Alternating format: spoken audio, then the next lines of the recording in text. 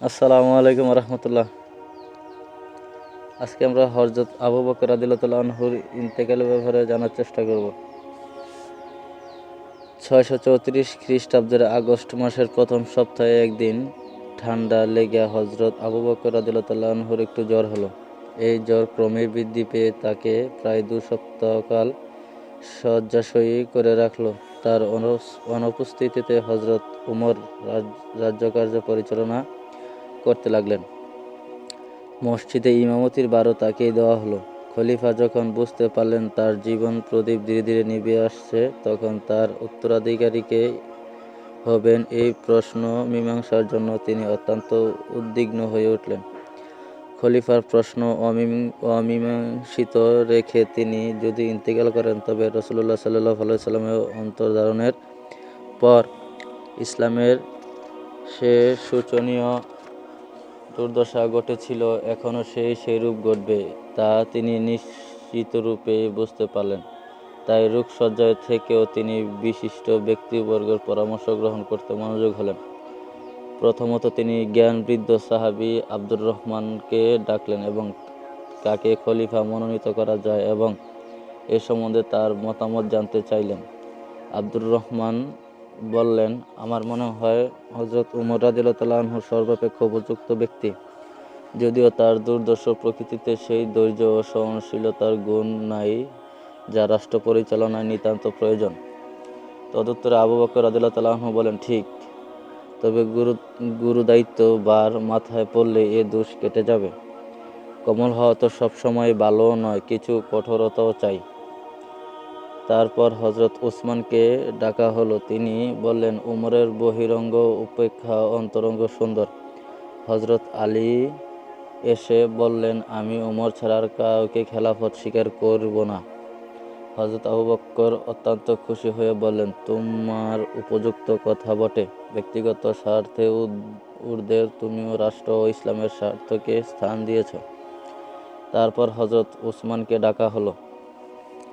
তিনি বললেন, উমরের বহিরঙ্গ উপেক্ষা অন্তরঙ্গ সুন্দর। হযরত আলী এসে বললেন, আমি উমর ছাড়া আর কাউকে খেলাফত স্বীকার করব না। হযরত আবু বকর অত্যন্ত খুশি হয়ে বললেন, তোমার উপযুক্ত কথা বটে। ব্যক্তির স্বার্থে ঊর্ধ্বে তুমি রাষ্ট্রে ও ইসলামের স্বার্থকে স্থান দিয়েছ। খেলাফতের আর একজন প্রার্থী ছিল না, তিনি হইতেছেন তালহা। হযরত তালহা রাদিয়াল্লাহু আনহু ছিলেন হযরত আবু বকরের ঘনিষ্ঠ আত্মীয়। তিনি ভেবেছিলেন হযরত আবু বকর তাকেই খলিফা পদে মনোনীত করে যাবেন, কিন্তু তিনি যখন আভাস পাইলেন যে হযরত আবু বকর রাদিয়াল্লাহু আনহু উমরকে খলিফা পদে অভিষিক্ত করেছেন, তখন তিনি আবু বকরের নিকট গিয়ে বললেন, হে খলিফা, শুনতেছি আপনি নাকি উমরকে খলিফা পদে দিয়েছেন। উমর কিরূপ উত্তর ও প্রকৃতির তা কি আপনার জানা নাই? আপনি বিদ্যমান থাকতে তিনি লোকদের প্রতি যেরূপ রূঢ় ব্যবহার করেন, খলিফা হলেন না জানি আরও কি করবেন। আল্লাহর নিকট গিয়ে আপনি কি জবাব দিবেন ভেবে দেখুন। আবু বকর টান শুয়েছিলেন। তালহার এই কথায় উত্তেজিতভাবে বিছানার উপরে উঠে তিনি বলতে লাগলেন, তুমি আমাকে ভয় দেখাইতেছ। আমি শপথ করে বলতেছি, আল্লাহর নিকট গিয়ে তাকে এই কথা বলবো, সর্বশ্রেষ্ঠ একজন মানুষকে আমি খলিফা পদে বসে এসেছি।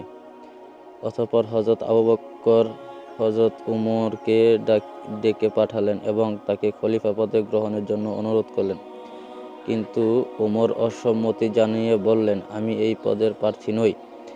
আবু বকর একটু উত্তেজিত কণ্ঠে বললেন, কিন্তু পদ তোমার প্রার্থী। ইসলাম ও তরক্কির জন্য তোমার নেতৃত্বের প্রয়োজন হয়েছে, তুমি কি তা অস্বীকার করবে? ওমর নিরুত্তর হলেন। তখন হযরত আবু বকর রাদিয়াল্লাহু আনহু হযরত উসমানকে ডেকে তার ওসিয়তনামা লিখতে বললেন। আবু বকরের নির্দেশক্রমে উসমান সেই লিখছেন যে, আমার পরে খলিফা। অমনি আবু বকর রাদিয়াল্লাহু আনহু হতচেতন হয়ে পড়লেন। কিছুক্ষণ পর আবার যখন জ্ঞান ফিরল, তখন খলিফা জিজ্ঞেস করলেন, কি লেখা হয়েছে? উসমান অসম্পূর্ণ বাক্যটি পড়ে শোনালেন এবং জিজ্ঞেস করলেন, আমি কি হযরত উমর রাদিয়াল্লাহু আনহুর এই কথাটি লিখিয়ে দিব? আবু বকর বললেন, না। অতঃপর নিজেই কাগজটি নিয়ে হযরত উমরের নামটি নিজ হাতে লিখে দিলেন। তারপর তিনি তা সকলকে শুনিয়ে দেবার জন্য এক ব্যক্তির হাতে দিলেন। সমবেত জনতা তখন মসজিদের প্রাঙ্গণে অপেক্ষা করতেছিল, কিন্তু তাতেও খলিফা সন্তুষ্ট হলেন না। তার মৃত্যুর পূর্বে তিনি জানিয়ে যাইতে চান জনসাধারণ তার এই মনোনয়ন সমর্থন করল কিনা। তিনি তাই উপস্থিত জনতাকে তার বাসগৃহের নিকটে আসতে বললেন। আপন স্ত্রী আসমান স্কন্ধে বর দিয়ে অতি কষ্টে জানালার দ্বারে আসলেন এবং সমবেত জনতাকে লক্ষ্য করে বললেন, হে ভাই সকল, আমি উমরকে তোমাদের খলিফা মনোনীত করেছি। আমার এই মনোনয়ন তোমরা সমর্থন করো কি? সকলে এক বাক্যে বলে উঠলেন, হ্যাঁ করে। হযরত আবু বকর রাদিয়াল্লাহু আনহু আবার বললেন, তোমরা তা মেনে চলবে কি? সকলে উত্তর দিলেন, হ্যাঁ চলব। আবু বকর খুশি হয়ে পুনরায় সহ্য গ্রহণ করলেন। উমরকে ডেকে বললেন, কঠিন হস্তে করিও। সেই কঠোরতার মধ্যে কিছু যেন করুণার অবকাশ থাকে। তারপর দুই হাত তুলে এই বলে মুনাজাত করলেন, হে আল্লাহ, মিল্লাতের তরক্কির জন্য আমি উমরকে মনোনীত করলাম। তুমি তাকে কবুল করো, তুমি তাকে সাহায্য করিও, সত্য ও ন্যায় পথে চালিত করিও। এ সময় ইরাক হতে মুসান্না মদিনায় এসে হাজির হইলেন। পাঠকের নিশ্চয় স্মরণ আছে, হযরত আবু বকরের আদর্শক্রমে খালিদ মুসান্নাকে ইরাকে রেখে সিরিয়া সীমান্তে চলে গিয়েছিলেন। সে 18,000 সৈন্য ইরাকে ছিল, তার অর্ধেক তিনি সঙ্গে নিয়েছিলেন, বাকি অর্ধেক মুসান্নাকে দিয়ে আসছিলেন। মুসান্নার শক্তি তাই স্বভাবতই অনেকখানি দুর্বল হয়ে পড়েছিল। এইদিকে পারস্য সম্রাটও এই সুযোগ বুঝে মুসান্নাকে হাঁটিয়ে তাই বাধ্য হয়ে খলিফার নিকট সৈন্য সাহায্যের আবেদন করতেছিলেন, কিন্তু খলিফার অসুস্থতার দারুণ মদিনা হতে কোনো সাড়া পাইতেছিলেন না। মুসান্না তাই তার অধস্থন সেনাপতির হস্তে সৈন্যভার দিয়ে নিজেই নিজের বক্তব্য বলবার জন্য মদিনায় আসছিলেন। আবু বকরের অবস্থা তখন শোচনীয়, তবুও তিনি মুসান্নাকে সাক্ষাৎ দিলেন এবং ইরাকের সৈন্য প্রেরণের জন্য উমর রাদিয়াল্লাহু আনহুকে বারবার তাগিদ দিতে লাগলেন। সিরিয়ার যুদ্ধ শেষে খালিদকে যাতে পূর্ব প্রতিশ্রুতি মতে পুনরায় ইরাকে পাঠানো হয়, সেই অনুরোধও তিনি করলেন। তারপর সকলকে বিদায় দিয়ে তিনি তার প্রিয় কন্যা আয়শাকে ডাকলেন। আয়শা কাছে আসলে আবু বকর রাদিয়াল্লাহু আনহু জিজ্ঞেস করলেন, রাজকোষ হতে খলিফা তার বেতন স্বরূপ এ যাবৎ কত গ্রহণ করেছেন? আয়শা রাদিয়াল্লাহু আনহু হিসাব করে বললেন, সর্বমোট 6,000 দিরহাম, প্রায় 1500 টাকা। আবু বকর রাদিয়াল্লাহু আনহু তখন তার নিজস্ব একটি সম্পত্তির কথা উল্লেখ করে আয়শা রাদিয়াল্লাহু আনহুকে বললেন, এই সম্পত্তি বিক্রি করে তা হতে তুমি 6,000 দিরহাম রাজকোষে ফিরিয়ে দিও। আবু বকর রাদিয়াল্লাহু আনহু আরও জিজ্ঞেস করলেন, তার সংসারের যাত্রার জন্য গত 2 বছর আর কি খরচ হয়েছে? হযরত আয়শা রাদিয়াল্লাহু আনহা বললেন, আপনার গৃহকর্মের জন্য একজন হাবশী কৃতদাস আছে। অবসর সময়ে সে সৈন্যদিগের তলোয়ার সাফ করে আর পানি আনবার জন্য একটি উট আছে। আবু বকর রাদিয়াল্লাহু আনহু যা বেতন পাইতেন তা হতে তিনি একখণ্ড বস্ত্র কিনিয়েছিলেন, এ কথাও আয়শা রাদিয়াল্লাহু আনহু উল্লেখ করতে ভুলেন নাই। আবু বকর রাদিয়াল্লাহু আনহু তখন আয়শাকে বললেন, যা কিছু আছে আমার মৃত্যুর পর সমস্তই তুমি উমরের নিকট ফিরত দিবে। উমর এ কথা শুনে কাঁদতে লাগলেন, বললেন, আবু বকর রাদিয়াল্লাহু আনহু, সত্যিই আপনি মহৎ, আপনি আমার শাসন কার্যকে কঠিন করে গেলেন। তারপর আবু বকর রাদিয়াল্লাহু আনহু আয়শা রাদিয়াল্লাহু আনহুকে জিজ্ঞেস করলেন, রাসূলুল্লাহ সাল্লাল্লাহু আলাইহি ওয়াসাল্লামের দাফন কাফনে কয় টুকরো কাপড় লেগেছিল? হযরত আয়শা রাদিয়াল্লাহু আনহু বললেন, 3 টুকরো।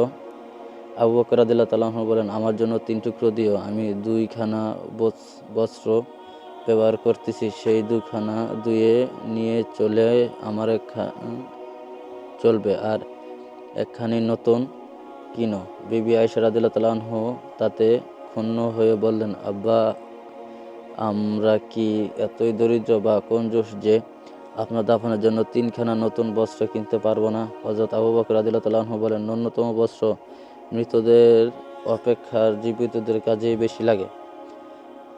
তারপর আবু বকর রাদিয়াল্লাহু আনহু আয়শা রাদিয়াল্লাহু আনহুকে জিজ্ঞেস করলেন, আজ কি বার?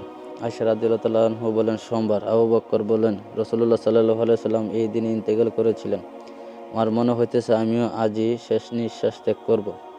আমার মৃত্যুর পর তোমরা আমাকে রাসূলুল্লাহ সাল্লাল্লাহু আলাইহি সাল্লামের সমাধির পাশে কবর দিবে। এসব কথা বলবার সঙ্গে সঙ্গে খলিফা নিস্তেজ হয়ে পড়লেন। আয়েশা রাদিয়াল্লাহু তাআলা আনহা তখন পিতার মুখের উপর ঝুঁকিয়ে পড়ে জনৈক বিখ্যাত আরব কবির এই কবিতাটি আবৃত্তি করলেন। প্রতি অসারাহি খুঁজে মঞ্জিল তার। আবু বকর রাদিয়াল্লাহু তাআলা আনহু উত্তরে বললেন, ও কথা কেন বলতেছ, বরং কুরআনে আয়াত বলো। সত্যি আসবে যেন মৃত্যুর বেদনা, যাহা তুমি হে মানুষ এড়াতে চাও। বলতে বলতে খলিফা সংজ্ঞা হারাইলেন। কিছুক্ষণ পর আবার চেতনা ফিরে আসলে তিনি উর্বর দিকে চেয়ে বলতে লাগলেন, হে আল্লাহ, পরিপূর্ণ ঈমানের সহিত আমাকে মৃত্যু দাও, আমি যেন তোমার অনুগৃহীত দলের সহিত মিশতে পারি। এই কথা বলবার সঙ্গে সঙ্গে হযরত আবু বকর রাদিয়াল্লাহু তাআলা আনহু নিঃশ্বাস পরিত্যাগ করলেন। সকলকে গভীর দুঃখের সহিত জানতে পারলেন আবু বকর ইন্তেকাল করেছেন। সেদিন ছিল হিজরি 13 সনের জামিউল মাসের 12 তারিখের সোমবার মোতাবেক 645 খ্রিস্টাব্দের 23 আগস্ট। মাগরিব ও এশারের নামাজের মাঝামাঝি সময় হযরত আবু বকর রাদিয়াল্লাহু তাআলা আনহু ইন্তেকাল করেন। হযরত উমর রাদিয়াল্লাহু তাআলা আনহু জানাজা সম্পূর্ণ করেন। তারপর রাসূলুল্লাহ সাল্লাল্লাহু আলাইহি সাল্লামের পাশে তাকে সমাহিত করা হয়।